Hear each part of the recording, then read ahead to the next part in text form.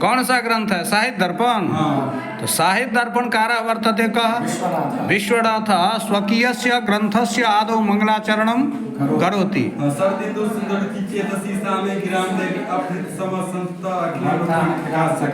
शरदिन्दु सुंदर रुचिश्चेतसि सामे गिराम देवी अपहृत्य तमः संततमर्थान् अखिलान् प्रकाशयतु।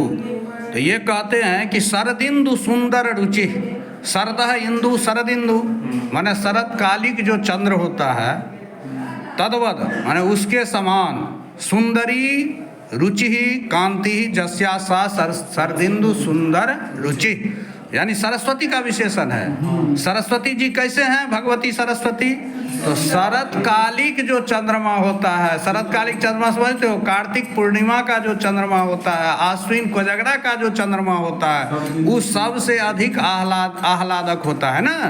तो उस शरद कालिक चंद्रमा की जैसी रुचि माने कांति होती है, उसी तरह की कांति सरस्वती माता के मुख की है। ठीक है, तो इसीलिए कहा शरदिन्दु सुंदर रुचिस चेतसी। तो शरदिन्दु सुंदर रुचि कौन है? गिराम देवी। गिराम माने वाचाम देवी, बाक देवी। बाक देवी का सरस्वती। हाँ, तो गिराम देवी वैसा जो है गिराम देवी वह क्या करे? अपहृत्य तमः मे चेतसी। मे चेतसी मे इत्युक्ते मम, मेरे चेतसी माने हृदय में। तमः तमः माने अंधकार, तो ज्ञानांधकार अज्ञानांधकार, अज्ञान रूपी जो अंधकार मेरे हृदय में है, उस तमः माने अंधकार को अपहृत्य, अपहृत्य माने दूरीकृत्य माने उसको हटा करके, मेरे हृदय में जो अंधकार है अज्ञान है उसको हटा करके क्या करे?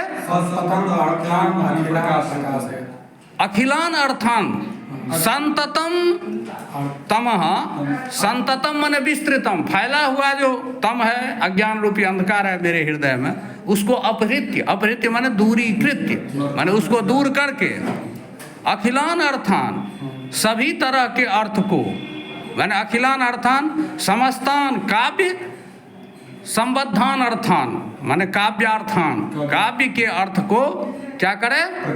प्रकाशयतु माने प्रकाशित करें। तो इस प्रकार हम पढ़ेंगे कि शुरू से लगाएंगे तो क्या लगाएंगे?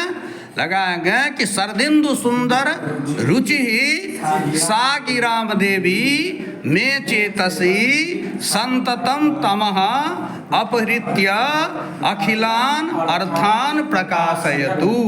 यानी शरतकालिक चंद्रमा के समान सुंदर कांति वाली जो गिरा देवी है, सरस्वती देवी है, उस सरस्वती माता में चेतसी मेरे हृदय में संततम माने विस्तृतम फैला हुआ जो तमः है माने अज्ञान रूपी अंधकार है, उसको अपहृत्य माने दूरीकृत्य अखिलान अर्थान प्रकाशयतु, समस्त काव्य संबद्धान अर्थान काव्य से संबद्ध अर्थ जो है उसको प्रकाशित कर दें।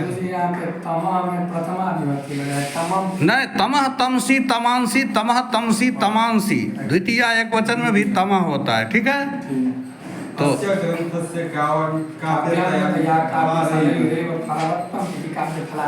अब प्रयोजनम मनुद्दिश्य न मंदोपि प्रवर्तते एक सिद्धांत वर्तते। एक सिद्धांत है कि प्रयोजन को नहीं देख करके कोई भी व्यक्ति किसी काम में प्रवृत्त नहीं होता।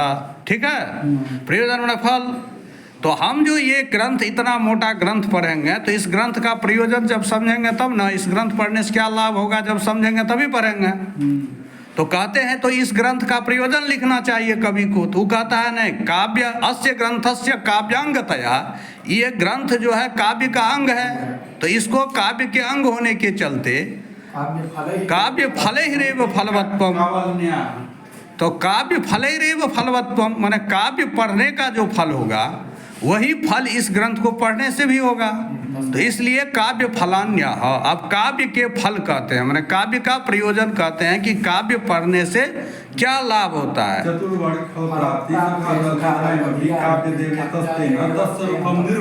चतुर्वर्ग फल प्राप्ति सुखादल्पधियामपि काव्यादेव यतस्तेन तत्स्वरूपम निरूप्यते।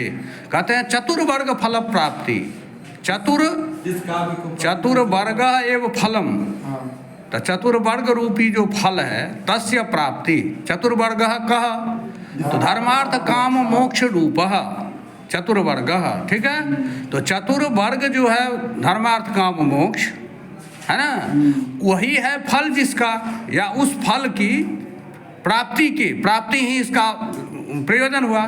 चतुर्वर्ग फल प्राप्ति कैसे, तो कहता है सुखात बने अनायासात अक्लेशात, माने बिना क्लेश का, बिना कष्ट का, तो चतुर्वर्ग फल प्राप्ति हो गया। अल्प धियाम अपनी, उसमें भी अल्प धिया माने कम बुद्धि वाले को भी, जो बहुत पढ़ने में तेज है, बहुत परिश्रम करता है, वैसे नहीं। जैसे ये सब है, विशाखा सब है ना, ये सब, तो ये सब भी पढ़ेगी तो इससे चतुर्वर्ग फल की प्राप्ति कर सकती है। इसमें ज़्यादा परिश्रम करने की आवश्यकता नहीं है। तो अल्प धियाम अपनी सुखादेव यतः चतुर्वर्ग फल प्राप्ति भवति तेन कारणेन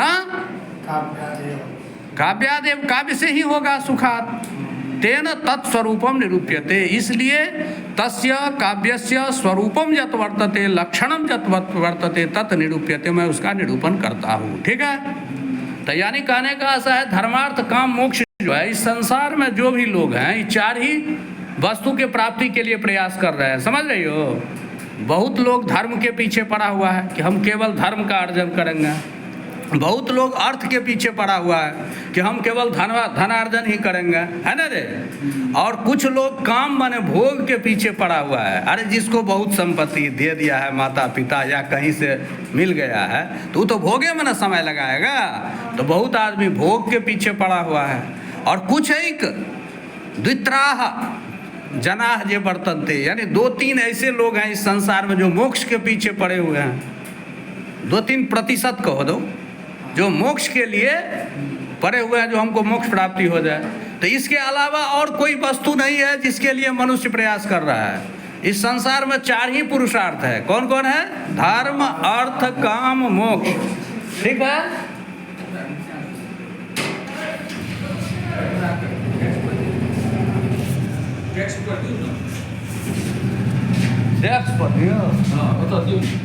नहीं बढ़ रहा वो फेस पर दे मोबाइल नहीं खर्च किताब नहीं खर्च अपने कम से ही पीछे करियो ना नहीं